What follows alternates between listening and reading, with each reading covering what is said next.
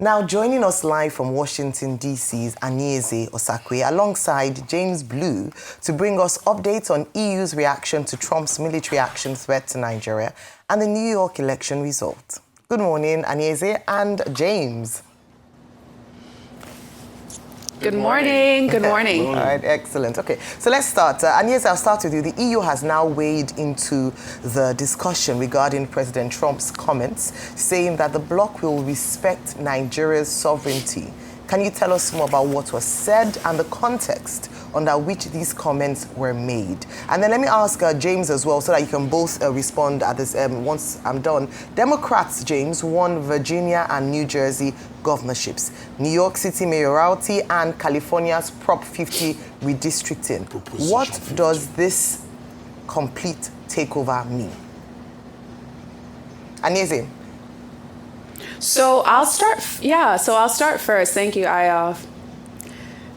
So, it's really striking to see how these allegations of a Christian genocide in Nigeria have gone from an issue discussed locally within Nigeria to America weighing in over the weekend, to China weighing in yesterday, and now the EU as well. So this has clearly become an issue of global importance.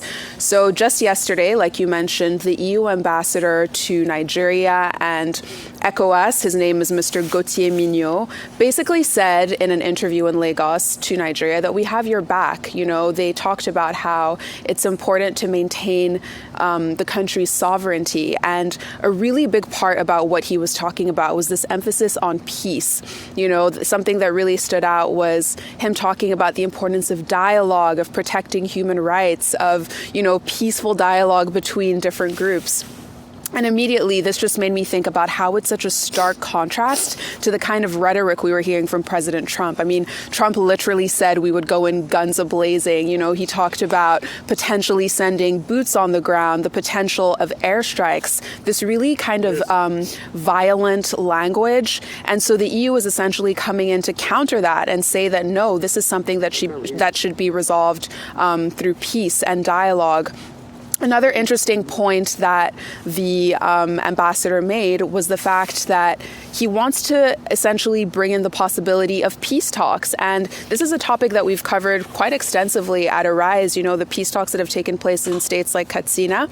So it's interesting that the EU is now saying they're open to essentially reintegrating ex-members of bandits or terror groups back into society through dialogue. So it'll be interesting to see if the EU gets involved in these peace talks, whether the outcome will be any different than what we've seen so far. But yeah, the big headline, as we say, is the fact that the EU is really reaffirming their support for Nigeria and saying that no external actors should essentially have a say in what Nigeria's future holds. And while there has been a number of reactions related to the threats and the sort of warnings to Nigeria, Americans went to the polls yesterday, and it really was a Democratic sweep. The state of Virginia now has a Democratic governor. The state of New Jersey continues with the Democratic governor. That hasn't happened for many, many years, where the party that had held the governorship also retained it in this off-year election. Of course, New York City has elected a Democratic socialist, the youngest mayor for many years, the first Muslim mayor, the first South Asian mayor, the first mayor who has roots in Africa. And in California, probably the biggest victory was for Governor Gavin Newsom, who was able to put in a ballot measure that will change for the next 3 election cycles the way the lines for the House of Representative seats are actually chosen. And so it's very likely that at least 5 new members of the Democratic Party will be elected from California, and the hope is that that will give them the advantage so that the Democrats can leave the House. Okay. Anieze,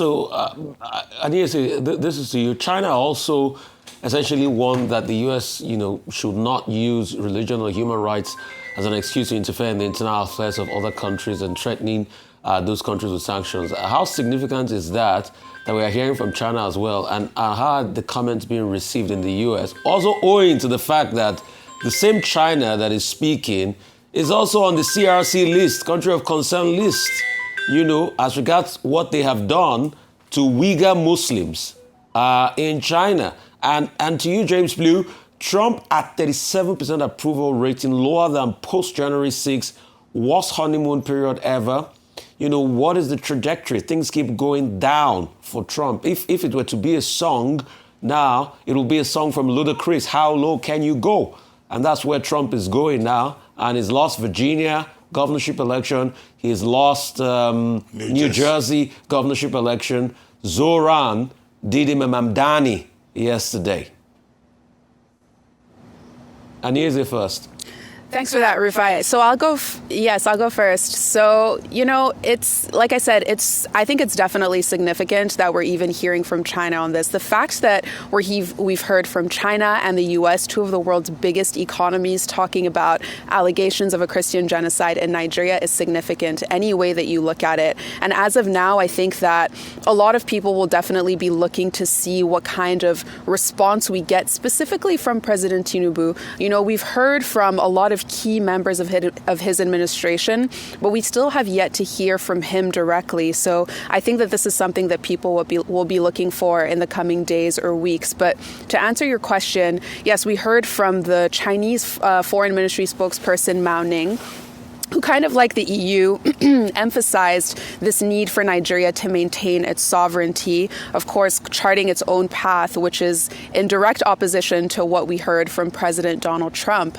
And, a lot of the initial reactions that I've seen on social media or also heard from people is that they're not lost on the fact that Nigeria is such a critical part of China's Belt and Road Initiative. The economics and the business of it is not lost on a lot of people, that China has a lot of interest, not just in Nigeria, but in sub-Saharan Africa as a whole. And I think that people are aware of this, and they're really trying to emphasize that as much as China may hold these opinions and may want to essentially chart its own path separate from the U.S., there are a lot of interests when it comes to infrastructure, mining, roads, buildings. China is deeply, deeply involved in Nigeria. So, maintaining stability and the sovereignty of the country is absolutely key for them. And like you said, that's such a good point that I think hasn't been mentioned as much. The fact that China is also on that list that the U.S. has of countries of particular concern. So China could potentially be seeing this, Nigeria's new designation, as part of that list, as a way to kind of, establish some sort of rapprochement or closeness to Nigeria as two countries that are part of this. I don't want to call it a club, but, this list of countries that the U.S. is looking for violating religious freedom. So it'll definitely be interesting to see, if President Trump responds directly to these claims from China. But yeah, definitely a significant step that China's weighed in as well. And so you mentioned President Trump's sort of decline. It turns out his approval rating, which is now 37%, is lower than it was when he was trying to violently stay in office and he had the mobs attack the Capitol. This is just, before the inauguration of Joe Biden, back in 2021. So, yes, it is very low. And in particular, I think there are a few things to point out. Suburban women have abandoned President Trump. And that's really a big, big problem because they are a real core, or had been a real core to his previous victories. It really continued that educated people with college degrees, just have no patience and no interest in President Trump. And his agenda, is certainly threatened by the fact that some of the policies are just not very popular. So you certainly know that the SNAP benefits, which is the supplemental nutrition benefits for people who need food assistance. They ran out of money just on the weekend, November 1st. And so I just heard a report as I was coming over this morning of West Virginians. West Virginia is one of the most Republican states out there, and people were really angry because they feel that Trump has revealed himself to be a supporter of the rich, the wealthy. They don't feel as anyone cares for them. They don't feel that they are being heard or seen. Now, you might think that this would be advantage Democrats, but it isn't, because many of the people felt that the Democrats were equally aware and uncaring for their situation. So it is certainly a big, big loss for President Trump. We'll see how things continue to in the day as we sort of get up here, and the extent to which these changes and these events in support of the Democratic Party will actually move the Republican Party to actually potentially end the shutdown. We are now in the longest shutdown of the U.S. government ever, and there hasn't really up to this point been any movement by the president to do anything about that. There's severe flight delays. My trying to get here this evening was delayed significantly. There's some sense that the screeners at the airports, the air traffic controllers, they might do some type of mass walkout. As you know, we have our Thanksgiving holiday coming up. So there are a lot of sort of levers that could drop that could certainly make it much more difficult for the Republicans and for President Trump coming off of these losses. It'll be very interesting to see whether these losses actually motivate him and his party to do something to sort of take back that mantle of the working class, to take back that mantle of fighting for the people, and to actually do something to try to prove it, because they have been routed across the country yesterday.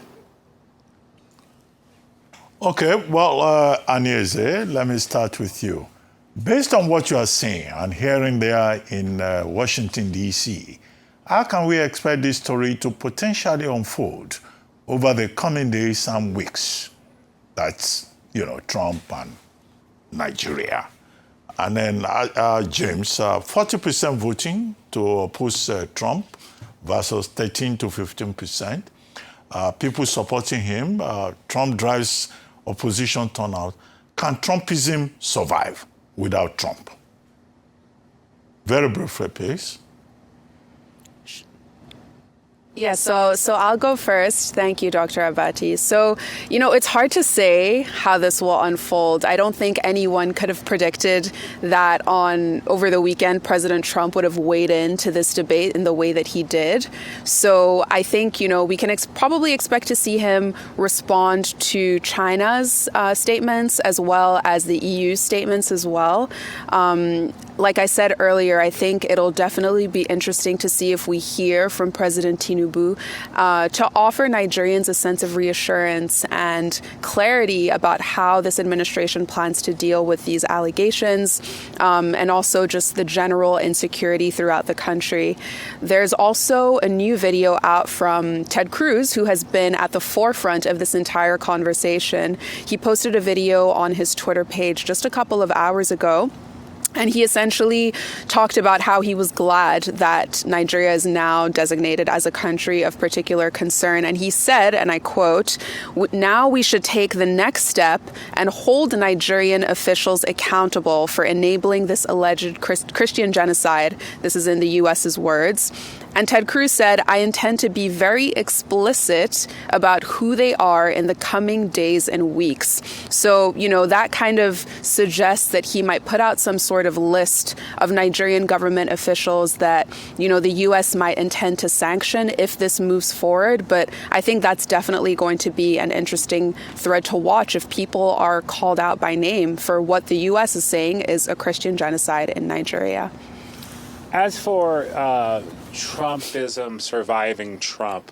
I think the fact that President Trump has had very little opposition within the Republican Party to the efforts that he has tried to promote is an indicator that Trumpism remains strong. And I think, he in recent days, he just had an interview with CBS News 60 Minutes. He's talked about the successors. He says he likes J.D. Vance, his vice president. He likes Secretary Marco Rubio, the Secretary of State. And so I think what you're going to see is that there's going to be a really sort of focus on the voter that President Trump has sort of been able to pull away from the Democratic Party, that working class, lesser educated voter who really sort of found in Trump a message of hope. I think, as I mentioned before, that because of these SNAP benefits and because of their really sort of not particularly not well thought out and a lack of strategy as it relates, like how do you let people go without food and without food benefits when you're constructing just here behind us at the White House, a brand new ballroom for thousands of guests. There's a real sort of dissonance between what Trump says and who he says he is, and the sort of way he has lived and the way he has acted. And so I think Trumpism is going to survive. I think it will be refined. I don't think this is the death knell that some of the Democrats may hope for, but it is a warning that his message and his ability to kind of hang on to the voters that he thought were firmly in his court, it is slipping, and it is slipping for very particular reasons. Prices remain high. We're in a government shutdown. There's a lot of unease, and there's a real sense, where are we going? And as of now, I think we're on day 35 or day 36 of a shutdown, so we're not going very far. Well, thank you very much, James Blue. And then we'll see what happens during the midterm elections next year. This may well give us an indication. And thank you, Anieze Osakwe in Washington, D.C.